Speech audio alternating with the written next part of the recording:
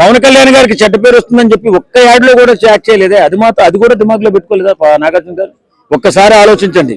మీరు ఇంత గొప్పగా ఇన్ని 100 కోట్లు సంపాదించుకున్న తర్వాత కూడా ఇంకా ఆస్తులు కావాలంటే మీరు ఏదైనా చేసుకోండి, కానీ సమాజాన్ని చెడగొట్టే షోలో యాక్ట్ చేయకండి. అంత దరిద్రమైన షో మరొకటి ఉండదని చెప్పి అనుకుంటాను నేను. ఎందుకంటే ఎవరైనా సరే ఒక షో చేస్తున్నామంటే యువతలో చెడు ప్రభావం వెళ్ళకూడదు. కానీ ఈ మధ్య బిగ్ బాస్ షో అనేటటువంటిది వచ్చి యువతను సర్వనాశనం చేస్తున్న షో ఏదైనా ఉందంటే తెలుగు రాష్ట్రాల్లో ఒక బిగ్ బాస్ షో. ఎలాంటి ఎథిక్స్ లేకుండా, ఎలాంటి మంచి లేకుండా సమాజాన్ని సర్వనాశనం చేస్తున్న షో బిగ్ బాస్ షో. కాబట్టి నేను ఈ సందర్భంగా హోస్ట్గా పనిచేస్తున్న నాగార్జున గారికి ఒక మాట చెప్తున్నాను.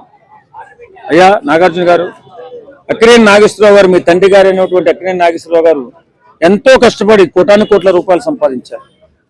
అలాగే మీరు వచ్చిన తర్వాత మీరు కూడా చాలా డబ్బులు సంపాదించుకున్నారు, మీ కొడుకులు సంపాదిస్తున్నారు. కానీ సమాజానికి ఏదో ఉపయోగపడాలి కదా, మంచి చేయాలి కదా. కానీ మీరేంటండి దానికి హోస్ట్గా పనిచేస్తున్నారు?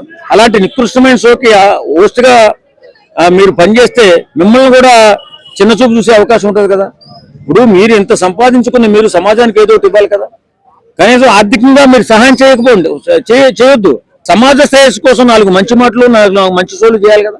ఎందుకండి ఇలాంటి పనులు చేసి యువతను చెడగొడుతున్నారు?